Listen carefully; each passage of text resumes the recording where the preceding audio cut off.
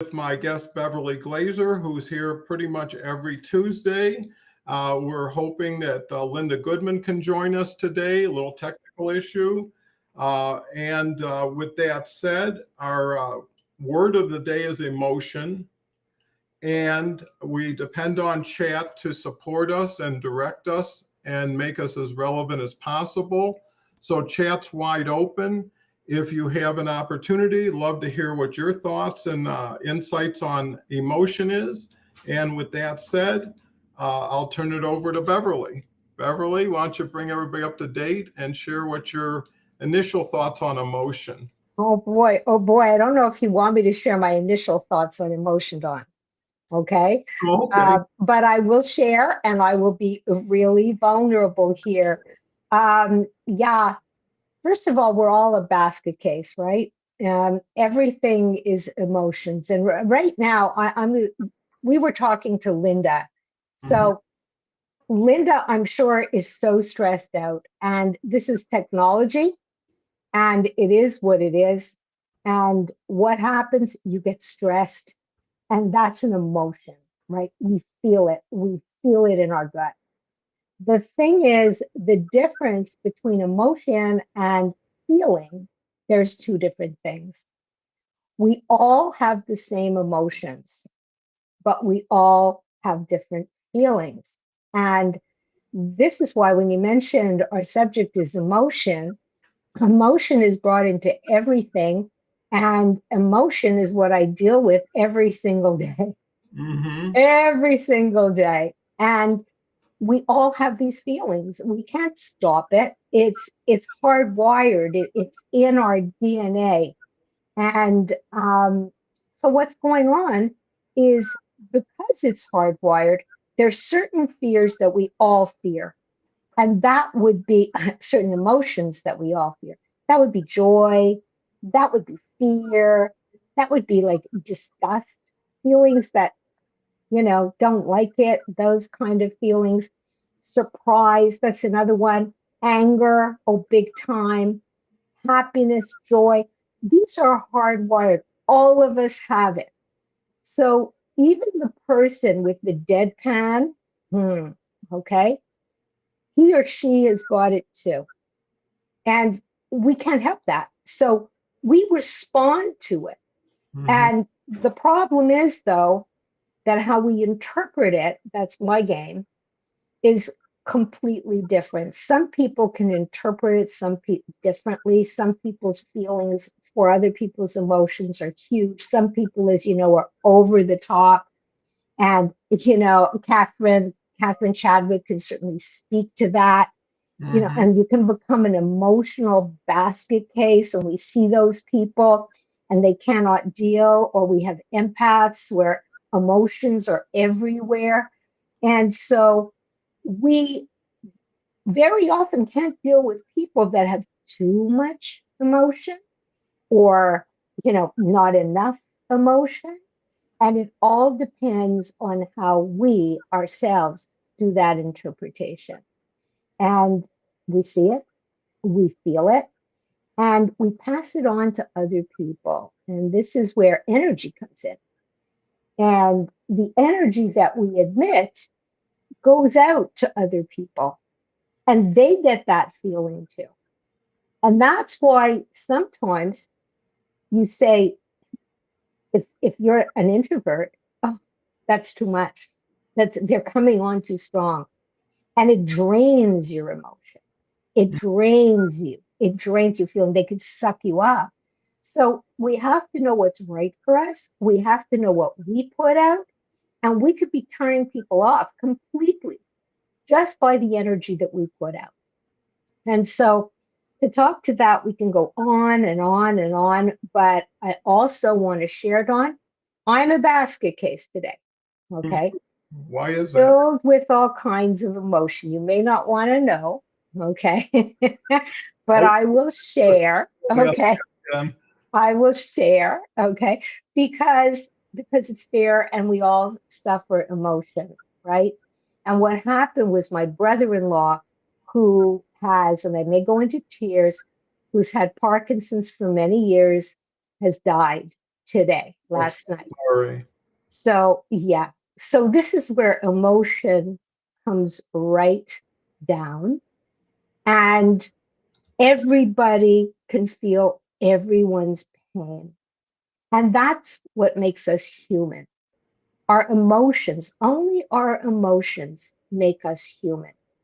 And that's why they can be so manipulated through marketing, through all kinds of different methods. There's all kinds of psychological tools and things to manipulate our emotions. But we have to understand that the more we understand that emotions drive us, the more we can be more in control and choose to be driven or not. And we also have to be vulnerable and understand that sometimes, because you're human, you can't be all of everything. And that is extremely important. And that's why, of course, I shared, Dawn, that right now, yeah, I have sucked it up, Buttercup, and I've put it all aside, and the show must go on. But what I'm doing is I'm totally suppressing my emotions. And so that's what's going on this side of the screen. I guess we picked a word that's very relevant to you and to many other people, because you're right, every day is a surprise. Yeah. You never know what it, you always think you're going to go from yesterday into tomorrow, and sometimes you find a whole different tomorrow that had nothing to do with yesterday, that redirects your thoughts and your actions and your emotions. Mm-hmm. I think you Exactly. make a really important point in that you feel what you feel, which is really related to your emotions, right? Mm-hmm. How do Mm-hmm. you feel? Sad, happy, and it relates to that. Well, you have to figure out how much of that applies to everyday doing things. So, is if you're used to doing something every day, does an emotion get in the way of an everyday thing, let alone the activity related to the emotion?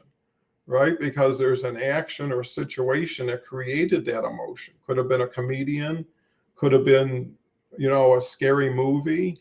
So there's a stimulus Mm-hmm. and there's a response. And then does the response go beyond the stimulus into your mindset, your attitude on now it's affecting everything else? Mm-hmm. So Totally. what might have been justified for what the situation is got overwhelming enough that it spilled over. And now when you're talking to somebody when you're sad, they feel your sadness, even if you never share it. If someone's looking at you and you're kind of downtrodden, you don't have to say a lot for that to be meaningful. And I think that's where emotions have to be managed, not Yeah. suppressed, but Yeah. managed to the point where enough of this for now is enough for what it is. Mm-hmm. And then you have to figure how are you affecting other people, right? Because you've got a personal responsibility and that's to yourself, but then you have a influence uh, projection, and does that carry over? And maybe I think the best thing I have used in the past is time, right? Time has a way of settling things. Yeah. At first it's very, Time and memory. and patience, and the allowance of the time to know Yeah. you don't know, but there's not enough to resolve or desire to resolve anything. So it's not like, let's get this out of the way. It's always going to be there, Yeah. right? It Exactly. Exactly. But it's our interpretation of someone else's emotion too. And that's the thing. We are the ones responsible for how we feel. No one else is. So how we interpret what's going on is really about how we express everything else to the world. mm-hmm. So when you become on, in other words, you can switch gears. Like I said to you in the beginning, the show must go on. regardless. And what I did was I switched gears because the show must go on. There's a show. It's Mhm. larger than me. There's other things that I have to do. And I was just speaking to a friend of mine who is a European artist, and she speaks on huge grand stages. And when she goes on, whatever's going on in her life with her family and the drama or whatever, she expresses herself so beautifully by doing these exercises first, like focus exercise and breath exercise, because to step out and be larger than your feelings and your emotions is tremendous. And you're giving so much when you step out of yourself.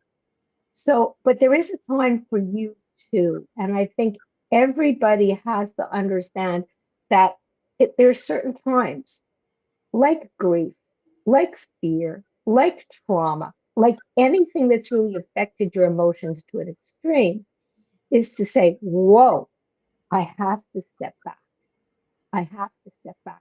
And to know it's not just you, it's everyone in the universe feels this way. Everyone. And if we feel it's only me, then you go down that spiral, and that's called depression. Emotions affect us, color affects us. And in branding, we could talk on and on. That's how we brand. People respond to those emotions. Your yellow logo right in that corner is wonderful because what it's saying is we're alive here. The sun is shining on this platform. When you come in, we will speak to you. We're alive. Okay. If it was like gray and dull, and if we had a conversation where it's just not lively, it's like two characters putting each other to sleep and putting everyone else to sleep because the energy is down, there is no emotion. We go up with music, we go up with color, we feel that vibration, and energy rises, and energy rises for all of us. And, when the sun shines, we feel better. That's just about it. I live in Canada. See my lights on? Oh, yeah. It's dark up there, huh? Um, It's glad. yeah. It's glad. Yeah, I came from Detroit, so I know what cloudy weather is. And that's why I appreciate Colorado so much. But Oh, yes. what's so interesting about what you say, Beverly, is no one would know what you're dealing with today if you didn't tell them, because you are at the top of your game here, right? And I think there's an element to professionalism, right? Like you say, the show must go on. How many comedians make so many people laugh who are going through their life situation? Every night they're performing, every day something is happening, but they know the people came to get happy, to laugh. Yeah.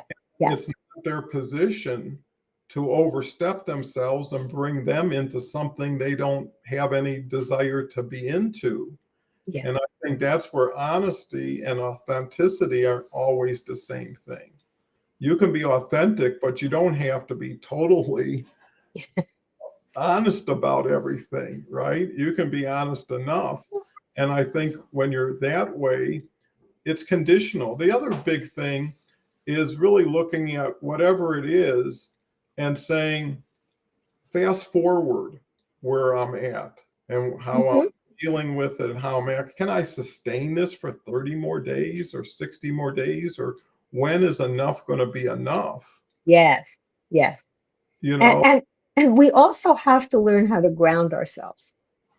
In other words, we have to take time. I've mentioned it before. For me, meditation is a grounding. And otherwise, I will go as an energizer bunny, do what I have to do because my day is filled and it keeps on going. You know. However, what we have to do is also find time for ourselves. And that's what I was talking about. Quiet, step back, meditate. Anne does yoga, so do I. It's a wonderful practice. Breathing. giving yourself time just to say, this is enough and enough is enough. Yay, you made it. Welcome. You know, I don't know what I did. When you said that it was No, it's okay.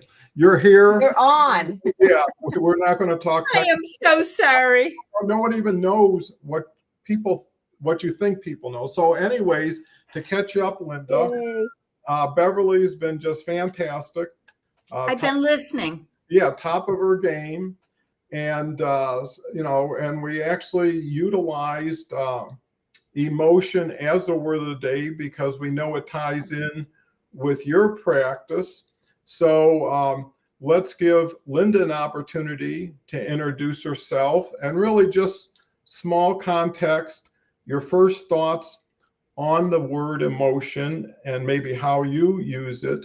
I think the objective is to speak more often with less time, and we go round robin. So the idea is to really focus on audience comments right now. Just before we start with Linda, Carl's here. Carl's great. Hey, Carl. He's in our collaboration group, launched his first newsletter this week, is really knocking it out of the park. He's here with his Splish Natural team in Frisco, who is Matt Walsh last week was here. So that's great, Carl. Thanks for being here. Turning it back to Linda, why don't you make a quick intro, share your thoughts on emotion, and we'll get the ball rolling. Linda. Okay, well, I'm so sorry that I'm late, but I am a marketing strategy consultant who really focuses on helping clients understand how to leverage emotions in any venue in order to foster engagement with whoever they're trying to influence. So to just give you a little bit of a background, as we're all still, I think, reflecting on the unprecedented implications of COVID-19, it's clear that everything's changed. And companies are facing unforeseen challenges, both with their customers and with their employees. But it's not just companies. If you're a coach, if you're a consultant, if you're an author, if you're a keynote speaker, what you've noticed is that the world has changed and it's requiring different ways to engage with people. A few years ago, we were very different people, but post-COVID, I think it left us a lot more vulnerable. We are all priority and our views. So successful companies, for example, have recognized they've got to pivot from price and promotion or more important level to promotions. Employees side, if it's a career track or compensation, they realize that that's not enough anymore.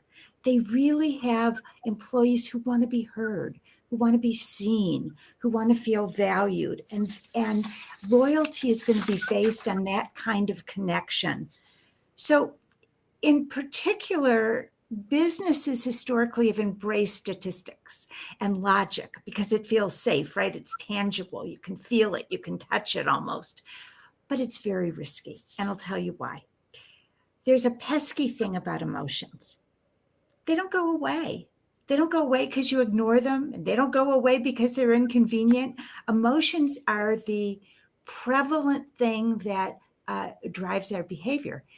In fact, there's been a lot of research, including 2 studies by Gallup, that show over 70% of all decisions, whether they're in business or our personal life, are driven by emotion. And that means none of us can afford to ignore that or dismiss it, right? I mean, it's just too important. So emotions are all about feelings, but feelings aren't deliberate. They're not planned. So when we try and uncover people's feelings by asking direct questions, it doesn't work. It just doesn't work.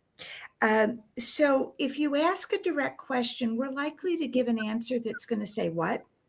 but it's not going to provide the why. It won't give a context. It won't give any texture. It won't give actionable insights. It won't give a roadmap.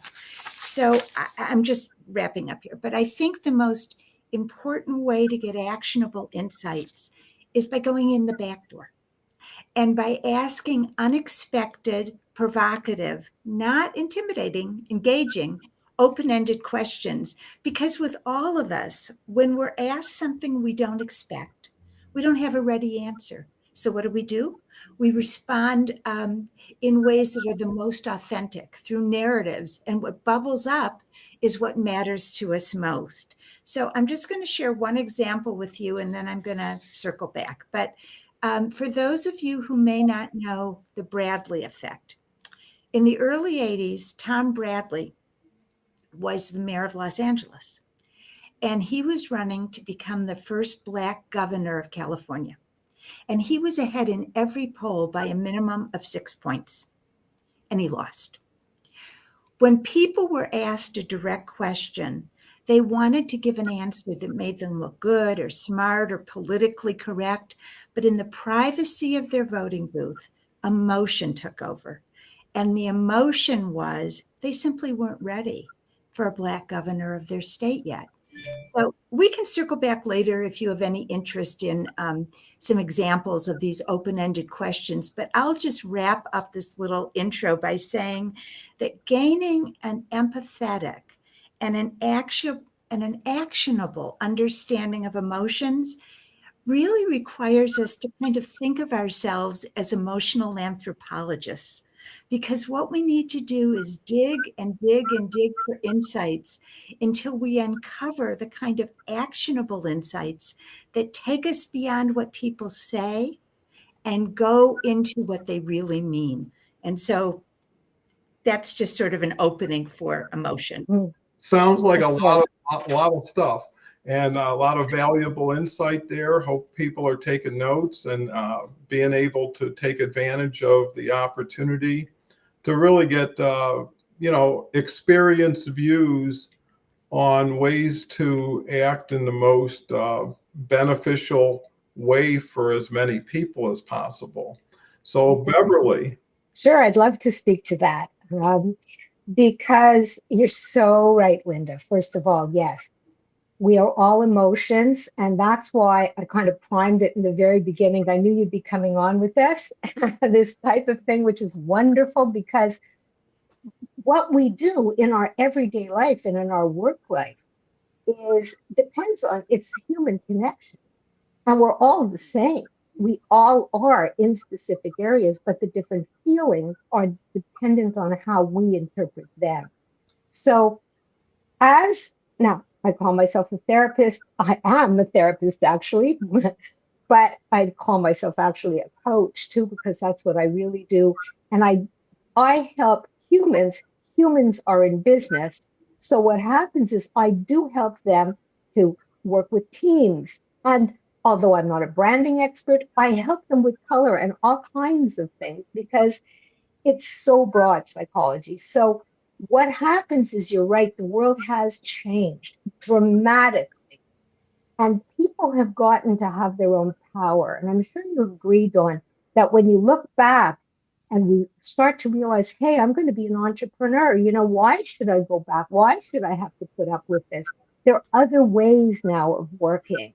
And so when I'm speaking to a client that handles a very large team, what she has to do, because she's taking that team over, and what she's been learning to do, is to get them to find out their emotions. Where are they coming from? And that's what I do as a therapist. That's what I do as a coach. It's not for me to tell them what to do. Read a self-help book, please. It's all in there. Or every business book is going to tell you the same darn thing in different ways, but it's all there. But it's the human element. What are you thinking? What's really going on in your head? Okay. And what's going on in your heart? And some people are hard to crack. I'm using that. Okay. Because their emotions are deep and they feel it strongly, but the fear of expressing it is there. It's so there. And you can just see the face. How are you? Oh, fine. And what I often say, I say it a lot, you're talking to me now. Okay. And if I was going to be talking to me and I said, if somebody said to me, how are you feeling? Okay. And I'd say, fine. And they said, you're talking to me now? I would crack up. Okay. Because I'm going through a lot of things right now. So what it is to understand the humanity of the other person, and everyone wants to be heard. And that's what's going on in business now. And I think that's a good thing. And Don, you've been doing it all the time. It didn't take a pandemic to do that, to bring humanity into the workforce. That's what it's at for. That's what it's at. And we have huge companies, and Google has been way on top of that game ages ago, where you say, okay, people, we understand that you geeks love to work. So you can work for us 24/7. We'll give you a bed, okay? And we'll give you the free time when you want. You can start relating to the people. Then we have to shift. Then we have to change. But yes, you can't go free for everyone. You have to set rules and boundaries, but you also have to listen. Because what runs business? People. It's all about people, and it's all about understanding people. And if you happen to be a coach, or you happen to be a leader, or you happen to be a politician, they got people to understand people. And it's all about the people. It's not only about the statistics and the numbers. It's so important. Yeah, Don? Well, that's so valuable because, every situation is different. Every person is different. And the more you understand the other person's context, everybody can hear what people say. You don't always understand what they mean or what their intention was or their expectation. And that's really why a lot of people should ask a question when something comes to them that's unusual or confusing. Can you explain a little? Can you elaborate? If I'm doing whatever you're saying or labeling me as, how do I take that? And then what does this mean? Right? So you're always computing, calculating, digesting, information, all energy all around you. And you try to figure out, how do I reposition what I say, what I do, what I think going forward? And if you don't ask those questions, then your other choice is assumption. And pretty soon you're building something that may never have been there in the first place. And you're also projecting how people influence you, right? Mm-hmm. Someone says something that's unnatural and disrespectful, how you respond is how you're going to get your next a bit of information from them, because, they got intimidated, they got scared, or they took it to heart. When somebody who's confident and doesn't give their power away to somebody else just because they were the ones who created the situation, is you don't want to take something forward that you're not happy with right now, right?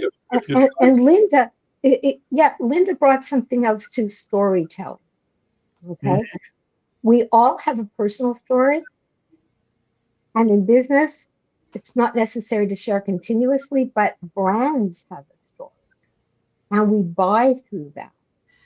And that is, we buy strictly on emotion. And that's where impulse buying comes. And that's where all kinds of emotions come up. And, Linda, I invite you to speak to that. Well, what's interesting about emotion is that our behavior is driven by emotion, and after the fact, we try and use logic to explain it. But in the moment, so as Don talked about in terms of asking questions, the quality of the question is critical to the value of the insight you gain. And so the other thing that Don mentioned was assumptions. And I'm a big believer that all the biggest mistakes that have ever happened in the history of the world have happened because of someone's assumption, because you don't try and gain other insights. But if you're thinking about business, and I'm just not talking about companies, because if you're a coach or you're a consultant or you're a keynote speaker or whatever, what you want to do is find ways to connect with those you're trying to influence. And so it really is about indirect questions. What you really want to do is become this emotional anthropologist, understand what they do, what drove them to it. So, for example, if you were doing research and you wanted to know why somebody is buying your grills for their outdoor space, typically you would say, well, why did you buy this grill, or what features do you like, or what were the benefits or the price, or how did it compare to all these other things? But if you ask somebody a question, would you share with me the best experience you've ever had in your outdoor space and what made it so special? Then they're going to start talking about what matters to them. And that's going to give clues to a business to how to message and engage in a totally different way that isn't based on facts and statistics, but is based on an emotional appeal. That's true in politics. That's true in business. That's true in terms of entertainment. There isn't a venue we can think of, because the bottom line is we're all emotional beings. We're always the same person. It's just that from time to time, we're the same person in different settings. Yeah. Good points. What I like about that is we're talking about our emotions, but we tend to not realize other people's emotions, right? Someone is unusual to you and maybe disrespectful, and that's not something you're accustomed to. And all of a sudden your emotions take over and either feel threatened or not respected or whatever. Could be their emotions that created a situation that's not natural for them either. When you drop a bowling ball on your toe, doesn't matter who you're looking at, you're going to show some sort of emotion, because that's something you can't just hold in. And I think the key is having experience makes a huge difference, because you can continue to relate to situations that you have experienced. Like, hey, that guy is acting just like Jim did like 6 years ago, and this is how that played out. So all of a sudden, you've got direct information, and then you've got history and experience, and hopefully the evolved element of yourself, right? That gives yourself that time and grace to say, that's pretty unusual. I'm just totally confused. I need to think about this, right? In other words, respond, don't react, because once you react, now you just turned that over to that person. And if you escalate the issue by raising your voice or returning the type of projection they have, it's only going to heighten everything. And how many times, to Linda's point, did you say if I would have just stopped right there, none of that would have ever continued or would have happened? But because someone overreached or someone lost some discipline here, you can't unring a bell. And you have to ask yourself, everything you do either takes you closer to where you want to go or further away. Everything you say builds or subtracts. So with that said, Beverly. Yeah, there's so much to add from both of you. Yes. Yeah, well, it's all really about emotion. And when you were talking about marketing, wow, a story came to mind. Remember when they started solar panels? And as you were saying, you're giving all the detail. You're telling everybody that this is going to work. Well, they spent millions and millions of dollars trying to sell these solar panels, and it's expensive stuff. And people are saying, yes, well, it'll work, but. When they changed the marketing agency and got rid of all the details and the way they did it, just think about it. They had a home, and this little child comes down the stairs and says, Daddy, I'm cold. And Daddy says, I don't know what to do, dear. And then they're looking and they're really cold. What happened was they brought in solar panels without anything. They just use the emotions of what goes on when the heat goes off and your child and your family is cold and it's just cold in your area. Well, guess what? They started selling solar panels one after another after another. You didn't have to go and tell them how great these solar panels are.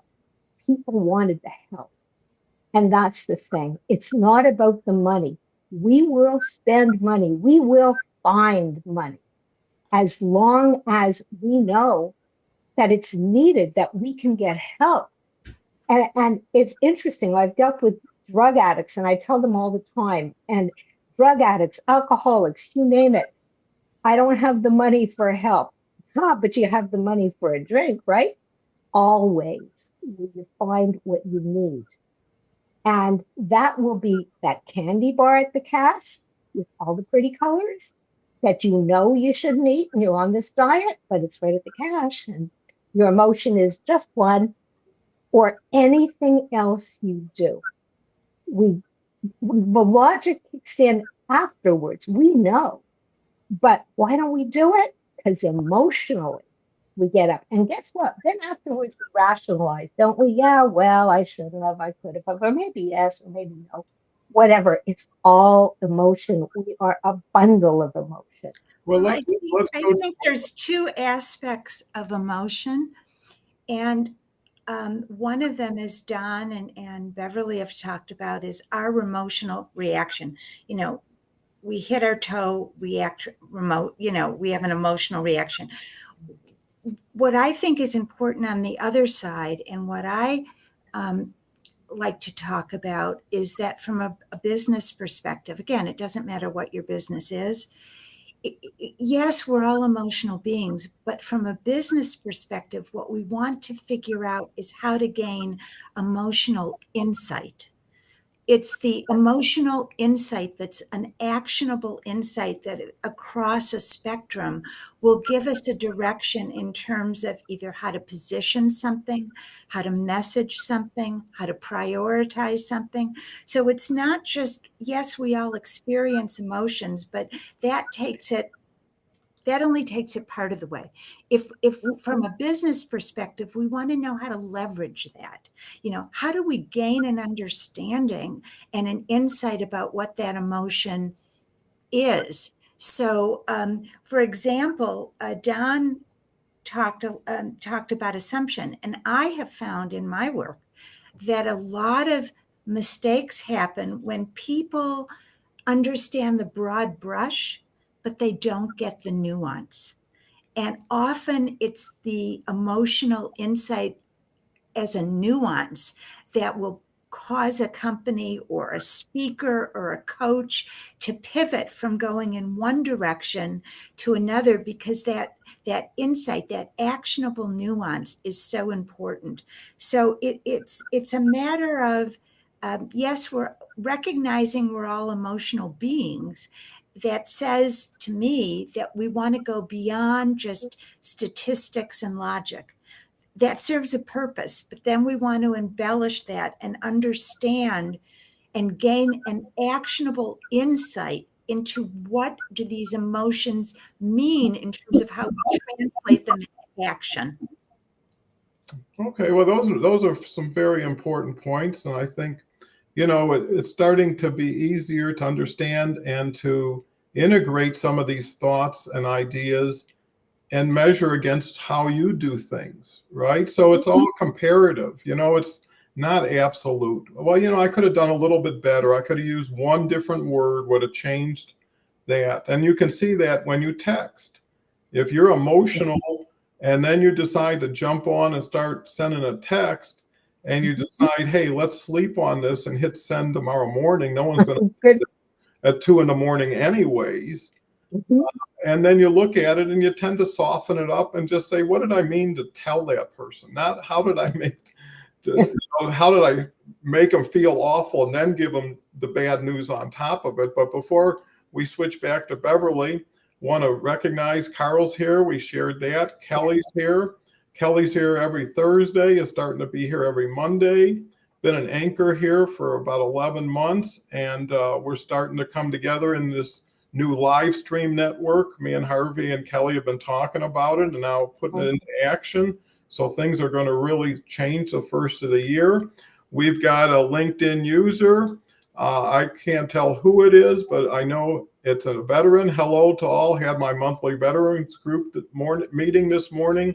Looking forward to the discussion on emotion. Thanks for coming. Kelly comes back with don't sell the product, sell the feeling. That's 100%. Yes. I could see you were nodding when that came through. Kelly's a CMO and a managing director of marketing groups. So great to have you here, Kelly, as always. Comes back with every purchase decision is based on emotion, not logic. Yeah. Great convoyal. And then we have great point. We seem to be able to find the energy for the thing that numbs the pain, but not the energy to work on removing the true cause. Absolutely. True, Beverly. That's a great lead in for you. Yeah. No, absolutely. We all, when we are in pain, we want to get out of pain. That's the first thing for any one of us. We want joy. We want happiness. Now, do we want to think about it, how to get it? No, we want it now. That's when, as you were saying, Linda, impulse control comes in. And that's where, when you're impulsive, you make wrong decisions. But we often make decisions based on emotion only for the now. And there are some people, many people, it depends on our wiring. We have so many tests and research on this. Certain people respond a certain way. And this is what we're talking about with marketing and management. And there are people and companies that do this kind of research. Who is going to buy this and how quickly will they buy this? This is amazing stuff when you look at it. And it's all about the reaction to emotion. Who's going to buy that car, right? And they put together a composite of the kind of person they want. And they've done the research, tremendous amount of market research. And then they, of course, choose the characters for the commercial and they choose the brand and the color. It's amazing. I love watching commercials, usually better than the shows, because they often put more money and experience and research into those commercials for that blip of the time. Because what they use the right colors and they put in the emotional feel and you can get it. And it's so crazy good. And it's all about who is going to buy that? Who is our target market? Well, in the real world, we go out and we sell our own story, and our story is who we are, and we present ourselves like we want. That is our brand, and that's what we have to watch too. In the corporate world, if you want a certain amount of respect, you have to look like you deserve it, and you have to look like you are powerful enough, and that they will have confidence in you. So you have to not only be nice, everybody has to be nice, but you have to have confidence as well as competence and warmth. And that all comes together, and everybody has a brand. And we have learned that. Yes, please, Linda. It's interesting because there are businesses that brand themselves. If you think about the difference between Target and JCPenney or Sears, Target has found a way to connect with their customers who fondly think of them as Target. because they understand, they create an emotional connection, they go beyond what they sell, they have a lot of values, they support philanthropic kinds of entities. They are a human persona of a business, whereas J.C. Penney could easily stand for just can't please. What does J.C. Penney stand for? What does Sears stand for? So it's understanding it's about understanding who you're trying to go after, but Serve. it's really about building it's starting with a major understanding of vision. And that vision has to be based on what you think you can authentically bring to the marketplace with what your target audience genuinely wants and cares about.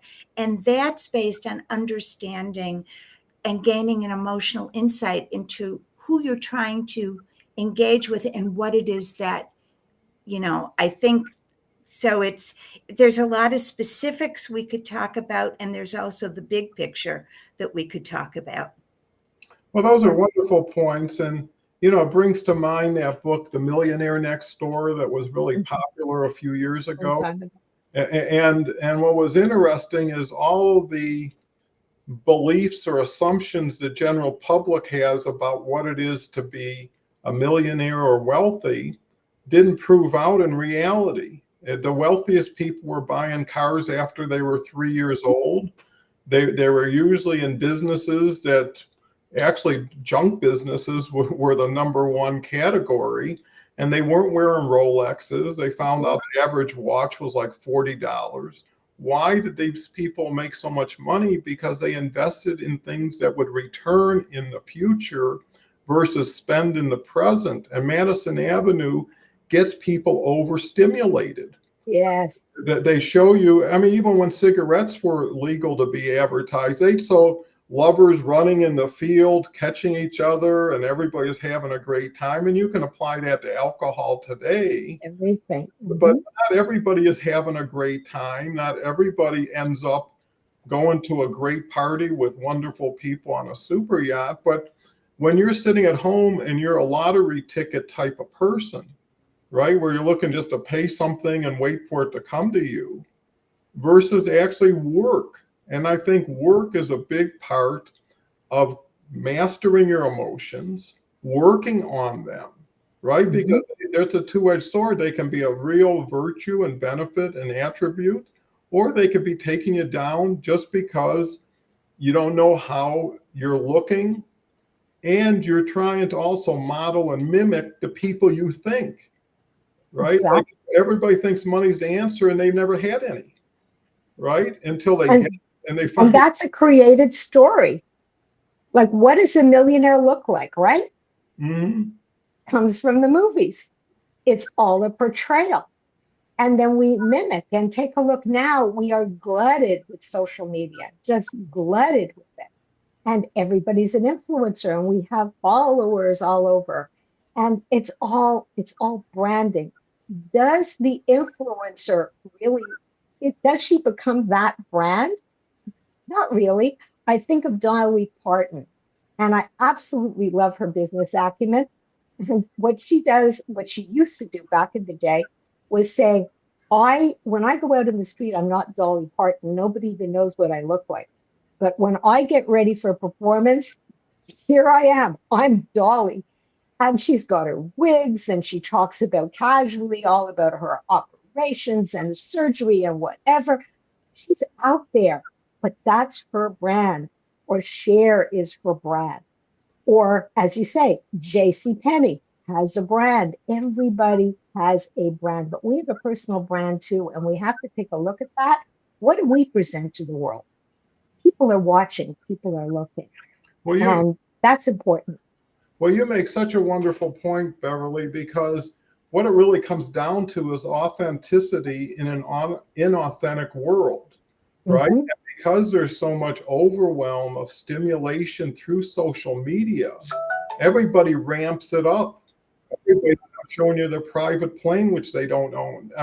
There's a company that actually rents things out So you can increase your profile. So in other words, you can buy 2 hours with a private jet and just film yourself getting on, sitting, having a cocktail, and you pay them $1,000, and then the next person comes on. So, That's great. what's real, what isn't. And that's why I think what we're doing is so valuable, because we're in the moment with real people talking real stuff spontaneously. I mean, Yeah. so there's no way you know what you're going to say next, because it's based on what the last person said, what the audience said. And that's the opportunity, is everything is getting decentralized. So peer to peer, the reason why there's so many influencers, there's so many microphones available to now. And cameras. That's right. So before we switch it back to Linda, let's cover some of these comments. Here's, okay, Jason Gerardo is the person without a face or a name. Thank you. Jason's been here many times. Great to have you. Dennis is a wonderful gentleman out in Colorado, 44 years in the heating and air conditioning business.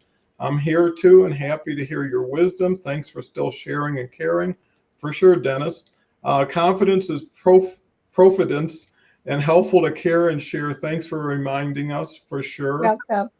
And then I heard an example that a lot of marketing in our culture is selling salt water to someone who is thirsty. It looks good, but only makes you more dependent on continued need. Very good. What they really need, and share it in a way that is compelling. Well, thank you very much for that deep and long comment. And I think the whole thing is, if we can touch one person and have them re-examine different ways in which they've been acting or want to act, and instead of trying to mimic the guy walking into a Ferrari and thinking that could be you, and you're lucky to even have a Pinto in your driveway, is start where you are with what you have and make small improvements over time, because it is that discipline of sticking with it. If you control your emotions tomorrow but can't keep doing it, well, it was a one-day opportunity. Can I just speak, Donald, because I don't think we mentioned it. I think it's important. There are cultural differences too in our emotions. And certain cultures don't display it as much as others. And we tend to read people like that and think that they have no feeling and have no emotion. And because now everything is a melting pot, at least, I mean, my stomping ground is New York City and Montreal, and it's an amalgam. And so we do have to understand that not everybody expresses themselves our way, and some people find it very offensive. And then there are other people that are like over the top, and for them, that drama is normal. So, and you can say, hey, they're too dramatic, and they could be kissy, kissy, huggy, huggy, and then after a while, talk badly about the next one, but they're really very close as a family. So it's all these emotions that we are personally interpreting that can be completely distorted. So we have to just kind of let that go too. Well, that's interesting in marketing too. For sure. Linda, your turn. Well, I think it's interesting because we're having two totally different conversations, and both of them are very relevant. And we have people listening who, some people are in marketing, people from other backgrounds. So one of them is how, we deal with our emotions. And that's, that is a really interesting area that is Beverly's expertise, in terms of how we deal with emotions. And then there is the other part of it, which is the business side, which is how do we understand the emotions that drive decisions, that motivate behavior, because it's uncovering those emotional triggers that allow businesses to speak to their target audiences. And so that's the part that I tend to focus on, which is figuring out ways to how do we uncover what those emotions really are, and getting at them in ways that through narratives, through stories, as Beverly said, because it's through the stories that you get the insight. I mean, if you ask people why, they will tell you what. If you ask people what and how, you may through that learn why.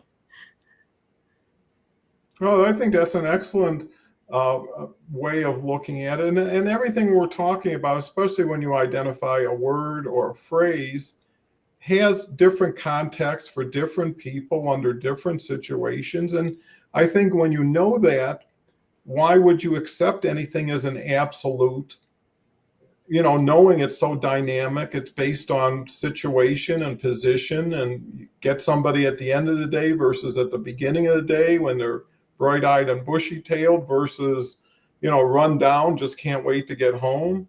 And I think that's when, but then you have a decision when you respond, right? You know, I remember doing this really, really big business deal, and it took me 5 days to get it done because the first 4 days I went back home because the person I needed to talk to wasn't in a good mood, right? And I was actually staying with my mother at the time, and I only packed enough clothes for 1 day. I was going to fly back, and I didn't have time because until I got there, I had a friend there who would say, "Hey, Fred's not. You don't want to talk to him today because I know what the answer will be." And I said, "Okay." I kept coming back. On Friday, Fred's in a good mood. It's a good time. And we ended up doing the deal. But it was like you had to get something from all your sensory perception of what's going on to say, you know, why not find the best time? And that's where I think positioning, timing, packaging is so important. Plus, there's so much competition that everybody's got to come up with the new improved. Mm-hmm. I mean, it's like, and if it's not new, improve somebody else's. With that said, I wanted to just quickly mention that Harvey's The Franchise Show is following this show, and then Kelly's show, The Awesome Journey, is at 11:11 my time, 1:11 Eastern time. And they're great shows. Actually, Harvey was just distinguished as, in just 6 weeks, the #1 franchise event on LinkedIn, beating It's awesome. Congratulations. Yeah, awesome. and you know, it's just starting to blossom from there because there's so little honest, authentic conversation on LinkedIn. Most of it's yelling or salesy or whatever it is. It's nice to steal away to an island in the sun, where you can share, feel safe, and learn every day from the same people that are coming together for the same purpose. And I think that's so important. So with 57 minutes in, 2 minutes to go, I'll turn it over to Linda to give her final thoughts and on the show and takeaways she might have gotten. Then I'll turn it over to Beverly, and then I'll turn your day back to everyone. So Linda.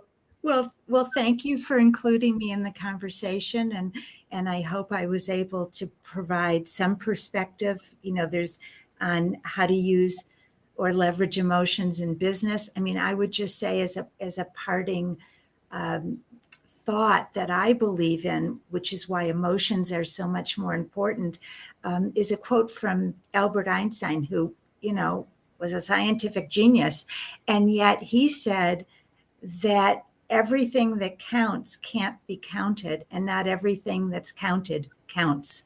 And I think that really sums it up in terms of why emotions are so much more important than just relying on facts or statistics. I think that's so relevant. And, you know, again, what words can mean and how creative you can be, knowing the dynamics, knowing the opportunities, if you're able to, you know, engage the right behavior. And most people, they either feel it has to be strong or weak, right? Either I'm on top or I'm on the bottom. And it's all really about who you're with, what's their intent, and how fast does the conversation have to end? Right? Because it's a lot easier to say, you know, well, let's get back tomorrow and talk some more about it before we make a decision we might not be able to unmake. And, you know, tell me where we can meet in the middle again. Because some things don't work because they're outgrown. They don't serve one or both parties.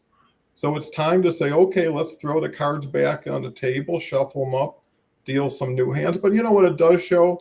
is you're willing to try, you're willing to meet people where they are, and you're willing to allow them to know where you are to make it fair to them, right? You can't just say, I want to see what you got, but you're not seeing what I got. So Beverly, to put the cherry on the top. Well, after all this, I don't know what to say. Okay. Because I think it was a wonderful conversation, and I hope that we gave value to all of you who are listening. Whether you express yourself or whether you don't, I know so many people are listening to Dawn's channel, and it's just terrific to know that you're out there and that you're supporting these lives, and that hopefully we're giving value and that we're learning and we're all learning together. And what Linda said about business and what I'm saying and Dawn is saying as well, we're all humans, and humans run businesses. And yes, they want to encourage people to buy, of course, and we do buy on emotion, we do. But we are all in control of our own emotion and how we feel. And I also believe that we should express ourselves and allow our feelings to come out. Oh, it doesn't have to be all over the place, but you matter, and you should be able to express how you feel, and people will stand up for you. So your feelings matter, and we don't have to be emotional basket cases. You are in control. And I think everybody should remember that you are in control. What you buy, your finances, everything you do, your job, everything you do have power. Well, I can't even add anything to that except that who's coming up, and that tomorrow is myself and Dave Snell. Kelly is back on Thursday. Jeffrey Lackey is Friday. Saturday, we got Leslie Flowers and Catherine. And then on Sunday, we've got a new gentleman. We've got Rita coming back, Rita Wirtz, and great. D'Angelo. And then Monday back to Harvey, and then back to Beverly. So a full lineup. Great to have you, Linda. I'm so happy you were able to. Yeah, we made it. Had a little question, but you came through, and Beverly is a real trooper and was able to share so much wonderful information that I can't thank her enough. So with that said, come back in 23 hours. We'll do it again, and have yourself a wonderful, safe day.